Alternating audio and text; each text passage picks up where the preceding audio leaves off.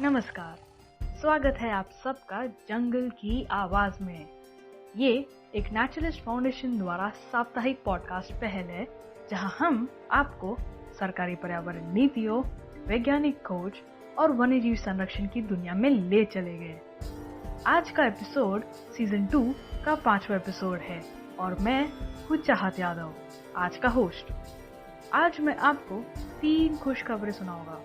पहली खबर आती है मनाली के रोहतंग पास से, जहां 70 नई अल्पाइन पौधों की प्रजातियां पाई गई है। दूसरी खुश खबर है सीधे मेक्सिको से, जहां 2 दोस्तों ने कुछ ऐसी चीज बनाई है जो हमारे फैशन की दुनिया को बदल देगी, उसे और सस्टेनेबल बना देगी। आखिरी खबर महाराष्ट्र से है, जहां Maharashtra state wild life of board आखिरी खबर महाराष्ट्र से है, जहां महाराष्ट्र के state board of wild life ने एक ऐसी घोषणा की है जो भारत के इतिहास में अब तक नहीं हुआ। तो बिना किसी देरी के चलिए मेरे साथ उस जगह जहां जंगल की आवाज हमें बुला रही है। तो क्या आप कुछ रोमांचक लॉकडाउन खबर जानना चाहते हैं, जहां आप कह सकते हैं कि नेचर इज हीलिंग? तो ऐसी ही एक खबर रोहतंग पास मनाली से है। 31 जुलाई 2020 को कुछ वैज्ञानिकों ने रोहतंग पास पर एक आश्चर्यजनक खोज की है। रोहतंग पास मनाली उत्तराखंड में स्थित एक जगह है। मनाली आप तो जानते ही है, मनाली भारत के पसंदीदा और प्रसिद्ध टूरिस्ट प्लेस में से एक है। हर उन दोस्तों की टोली, परिवार और स्कूलों की नेचर ट्रिप का एक पसंदीदा मंजिल है, बेशक गोवा के बाद। रोहतंग के आसपास के इलाके, यहाँ तक कि हाईवे भी जंगली औषधीय फूलों से ढका हुआ पाया गया। इस खोज से पहले सिर्फ 50 प्रजातियां ही इस स्थान पर पाई गई थी, जबकि 10 साल पहले किए गए इसी तरह के अध्ययन में 50 से भी कम प्रजातियां पाई गई थी। लेकिन 31 जुलाई को वैज्ञानिकों की एक टीम द्वारा अल्पाइन पौधों की 70 नई प्रजातियों की खोज की गई। अगर आपको पता नहीं, तो अल्पाइन पौधे ऊंचे इलाकों और ठंडी इलाकों में पाए जाने वाले पौधे हैं जो सिर्फ उस जगह पाए जाते हैं। GB Pant national institute of Himalayan environment के वैज्ञानिक के.एस. कनवल पर्यावरण प्रभाव आकलन यानी एनवायरमेंटल इम्पैक्ट असेसमेंट में माहिर है। उन्होंने और उनकी टीम ने रोहतंग में इन 70 प्रजातियों को दर्ज किया। उन्होंने कहा कि दर्ज किए गए फूलों में से कई औषधीय पौधे हैं, जैसे कड़ू, जिसका वैज्ञानिक नाम पाइकोराइजा कुरोवा, फिर एकोनेटम हेटेरोफाइलम, रियोम इमोडी, बर्गेनिया स्टैचेई, एकिलिया मिलीफोलियम, रोडोडेंड्रॉन एंथोपोगॉन और एनिमनी ऑप्टूसिलोबा जैसे पौधे पाए गए। इन औषधीय फूलों की खोज एक महान संकेत है। इसके अलावा एंडेंजर्ड यानी लुप्त प्राय ब्लू पॉपी, जिसका वैज्ञानिक नाम मिकोनोप्सिस एक्यूलिएटा है, इसकी अच्छी संख्या की रिकॉर्डिंग एक अच्छी खबर है। ब्लू पॉपी को हिमालय फूलों की रानी भी कहा जाता है। रानी के दर्शन मिलना एक आम बात थोड़ी है। वैज्ञानिकों ने टिप्पणी भी की है कि रोहतंग और इसके आसपास के इलाकों में पाई जाने वाली प्रजातियां जो दर्ज होगी, वे राज्य और देश के लिए एक बड़े खजाने से कम नहीं है, और इस खजाने को संभाल के रखना बहुत महत्वपूर्ण है। जिस वक्त आप ये पॉडकास्ट सुन रहे होंगे, उस वक्त के.एस. कनवल और उनकी टीम दर्ज की गई प्रजातियों की जांच जारी रखे हुए है। लेकिन अगर आप इस पॉडकास्ट को 2-3 साल बाद सुन रहे होंगे, तो तब तक तो इनकी जांच पूरी हो गई होगी। एक अन्य वैज्ञानिक जे.सी. कुनियल, जो Uttarakhand centre of the institute में environmental assessment and climate change के प्रमुख है, पिछले 26 वर्षों से विभिन्न पर्यावरण संबंधी अध्ययन कर रहे हैं। उन्होंने कहा कि उन्होंने रोहतंग में अपने 26 वर्षों के शोध में कभी भी पौधों और फूलों की ऐसी शानदार वृद्धि नहीं देखी है। उन्होंने आगे कहा, मुझे वैज्ञानिक के.एस. कनवल की पौधों की तस्वीरें मिली थी, वो अद्भुत था। एनजीटी यानी नेशनल ग्रीन ट्राइब्यूनल की हस्तक्षेप, लॉकडाउन का समर्थन और कम प्रदूषण ने रोहतंग पास पर पौधों की विविधता में समृद्धि को दर्शाया है। जेबी पंत इंस्टीट्यूट ने रोहतंग में गंभीर पर्यावरण के मुद्दों के बारे में एनजीटी को भी सचेत किया था, और फिर ट्राइब्यूनल ने स्थानीय इकोलॉजी यानी पारिस्थितिकी को बचाने के लिए कुछ कठोर निर्णय लिए थे। निश्चित रूप से ये लॉकडाउन रोहतांग पास के लिए एक वरदान साबित हुआ। जंगल के क्षेत्रों के अलावा जहां भी टूरिस्टों की आवाजाही के कारण खाली वनस्पति थी, वहां भी अल्पाइन पौधे खिल गए। एनजीटी के हस्तक्षेप के कारण टूरिस्ट की आबादी में कमी, वाहनों की आवाजाही में कमी और अब कोविड-19 महामारी के कारण फूलों की ऐसी समृद्ध जैव विविधता सामने आई है जिसने सबको खुशी के मारे चौंका दिया है। के.एस. कनवल ने कहा, क्षेत्र में कम मानवीय गतिविधियों ने इन अल्पाइन पौधों को विकसित करने के लिए उचित परिस्थितियों का निर्माण किया है।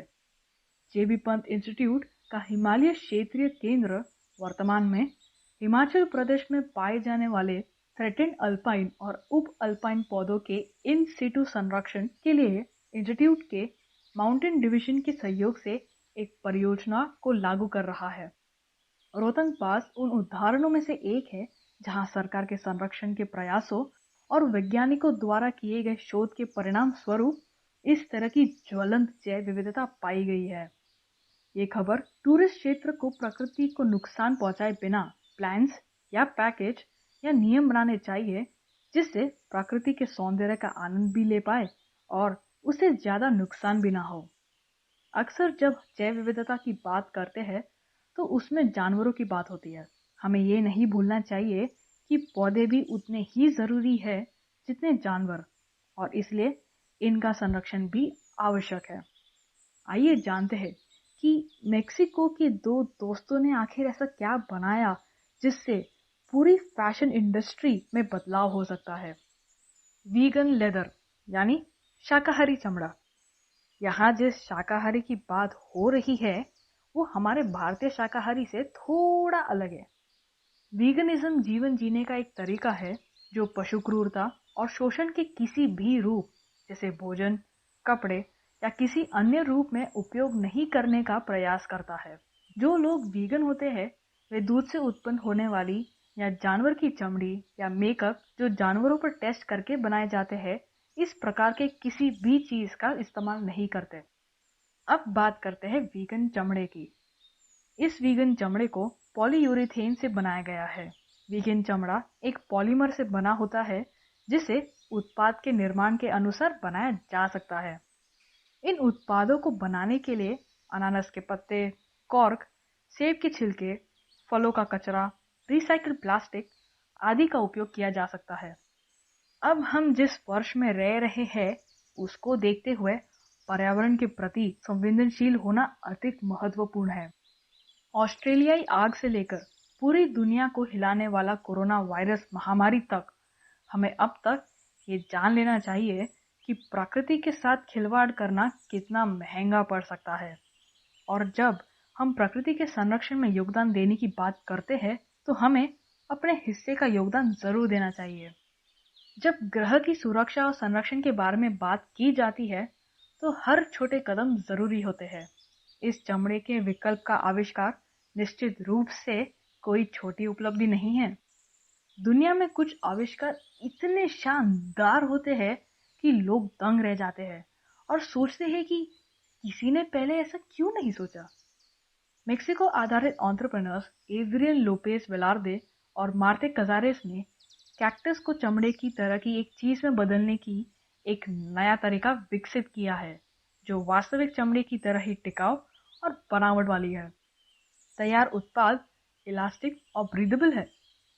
असली चमड़े के अतिरिक्त मूल्य दाम के बिना वीगन चमड़े से लगभग कुछ भी बनाया जा सकता है और पर्यावरण के लिए भी बढ़िया है, जो स्लो फैशन की दुनिया में एक महत्वपूर्ण कदम है। इस ब्रांड को डेजर्टो नाम दिया है जो कि कैक्टस के निवास को देखते हुए रखा गया। डेजर्टो पहला जैविक चमड़ा है जिसे नोपाल यानी कांटेदार नाशपाती वाले कैक्टस से बनाया गया है।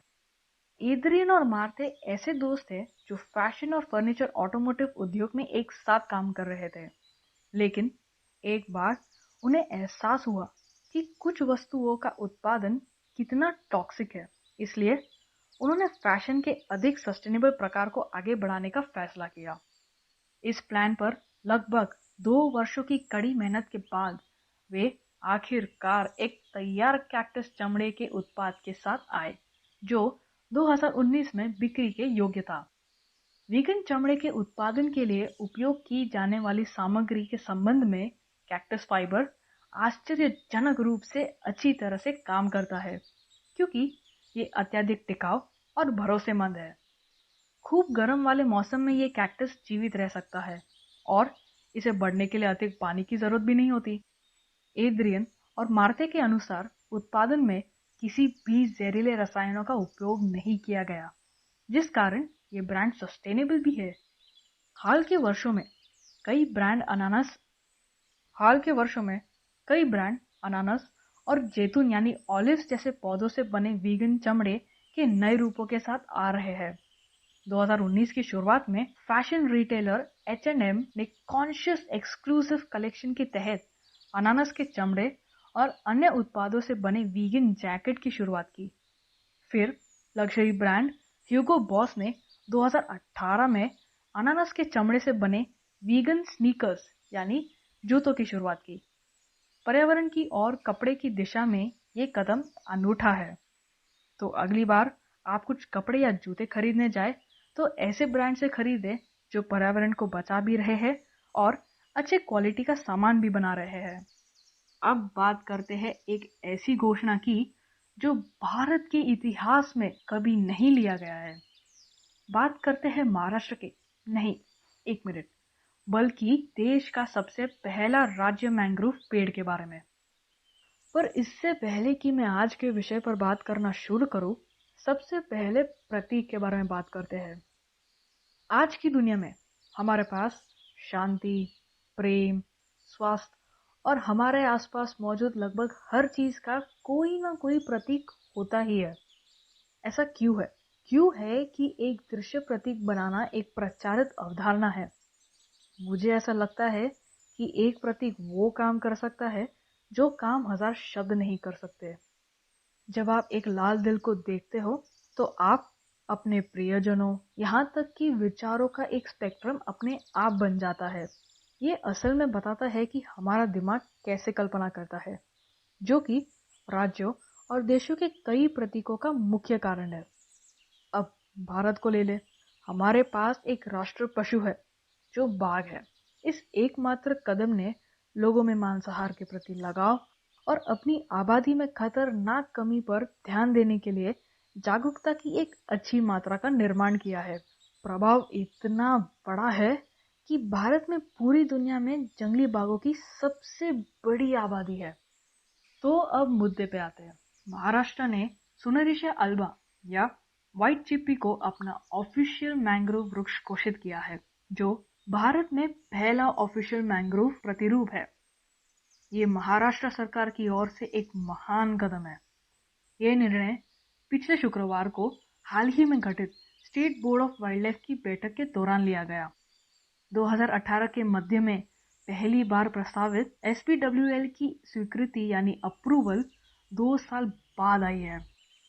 मैंग्रोव की आवश्यकता क्यों है, इस बारे में बहुत कम लोग जानते हैं और इसीलिए इसके संरक्षण को अक्सर अनदेखा कर दिया जाता है।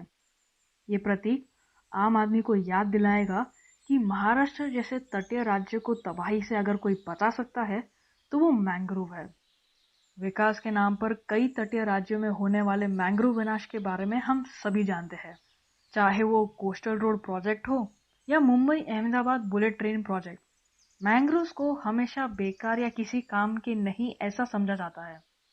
ये सच है क्योंकि 1991 से 2001 के बीच अकेले मुंबई ने अपने मैंग्रोव कवर का लगभग 40% हिस्सा खो दिया था। इन मैंग्रोव के चले जाने से मुंबई जैसे शहर में प्राकृतिक आपदाओं के दौरान रक्षा की कोई महत्वपूर्ण रेखा नहीं होगी। ये 2005 की बाढ़ और इस साल के बाढ़ में अनुभव किया गया है। लेकिन अधिकारियों को धीरे धीरे मैंग्रोव संरक्षण की आवश्यकता का एहसास हो रहा है। 2012 में एक विशेष मैंग्रोव सेल बनाई गई थी जो भारत में सबसे पहली थी। ये यूनिट विभिन्न प्रकार की परियोजनाओं के माध्यम से मैंग्रोव को पुनर्जीवित करने में मदद करती है। 2015 में महाराष्ट्र के तट पर मैंग्रोव और तटीय जैव विविधता के संरक्षण के लिए एक mangrove and marine biodiversity conservation foundation बनाया गया था। ये दर्शाता है कि राज्य ने मैंग्रोव के संरक्षण की कोशिश की है और उनके बारे में जागरूकता भी फैला रही है। इस बार राज्य ने एक कदम आगे बढ़ाया और एक ऑफिशियल मैंग्रोव पेड़ घोषित किया। निर्णय लेना एक बहुत बड़ा अंतर होता है, पर वो कहते हैं ना, कभी ना होने से तो देर में होना भला। ये पेड़ मैंग्रोव संरक्षण और प्रबंधन के लिए एक महान प्रतीक साबित होगा। हालांकि इसे अंडमान से महाराष्ट्र में लाया गया, महाराष्ट्र के तटों पर व्हाइट चिपी काफी आम है और राज्य में कुल मैंग्रोव का लगभग 6% है। ये महाराष्ट्र में पाई जाने वाली 20 मैंग्रोव प्रजातियों में से एक है। अब सवाल ये उठता है कि अगर संरक्षण के बारे में ही है तो ज़ाइलोकार्पस ग्रैनेटम जैसे थ्रेटेंड मैंग्रोव क्यों नहीं? इसका कारण ये है कि इन पेड़ों को एक आम आदमी द्वारा अच्छी तरह से नहीं जाना जाता है, जिससे ये रोजाना संपर्क में नहीं आते, जबकि व्हाइट चिप्पी जैसा पेड़ आमतौर पर स्थानीय लोगों द्वारा जाना जाता है। ये मैंग्रोव संरक्षण के बारे में जागरूकता के लिए एक बढ़ावा होगा। अब दूसरा प्रतियोगी है एविसीनिया प्रजाति। महाराष्ट्र के तट पर एविसीनिया प्रजाति घनी आबादी में पाई जाती है, तो जागरूकता के लिए ये प्रजाति क्यों नहीं? वो इसलिए क्योंकि सोनेरेशिया अल्बा को चुनने का कारण है इसकी अद्भुत रूप से लंबी सांस लेने वाली जड़ें, जिन्हें न्यूमैटोफोर्स कहते हैं। ये न्यूमैटोफोर जलवायु परिवर्तन यानी क्लाइमेट चेंज और समुद्र के स्तर में वृद्धि के लिए इसकी लौटाव का प्रतिरूप जैसा काम करता है। एविसीनिया, जो वर्तमान में प्रमुख जीनस है, समुद्र के बढ़ते स्तर के सामने विफल है, लेकिन सोनेरेशिया अल्बा के लंबे न्यूमैटोफोर्स इसे समुद्र के बढ़ते स्तर में भी पनपने में मदद करता है। ये ऐसा है जैसे कि इस पौधे ने क्लाइमेट चेंज से लड़ने के लिए खुद को एक रक्षा तंत्र के साथ सहज रूप से लैस किया है। इस प्रकार वृक्ष न केवल मैंग्रोव संरक्षण के लिए एक प्रतीक के रूप में कार्य करेगा, बल्कि हमारे वर्तमान विकास और अस्तित्व के तरीकों में बदलाव करके बदलते क्लाइमेट के चेहरे पर पृथ्वी की उम्मीद का एक प्रतीक भी बनेगा। हमें ये महसूस करने की आवश्यकता है कि प्रकृति के बिना कोई अस्तित्व नहीं है और पिछली गलतियों को मिटाना ही एकमात्र रास्ता है। अगर आज हम तटीय इलाकों पर घर बना रहे हैं तो इसका शुक्रिया हमें मैंग्रोव्स को देना चाहिए। वो नहीं होते तो हमारे पास जमीन भी नहीं होती और पूरी मुंबई पानी में होती। तो आज का एपिसोड हम यही समाप्त करते हैं। आप सबने जंगल की आवाज को मेरे साथ सुना, उसके लिए धन्यवाद। आशा है आपको आज का एपिसोड पसंद आया होगा। हमारी पॉडकास्ट की टीम में युवाओं और विद्यार्थी मौजूद हैं जो इस पॉडकास्ट पर खूब मेहनत करते हैं। तो अगर आपको हमारी मेहनत पसंद आई तो हमें पेट्रियन पर सपोर्ट करें और इस एपिसोड को लाइक और शेयर करें। तो बने रहे हमारे साथ हर शनिवार और मंगलवार, जहां हम नए विषयों पर बात करेंगे। तब तक के लिए घर पर रहे, सुरक्षित रहे। धन्यवाद।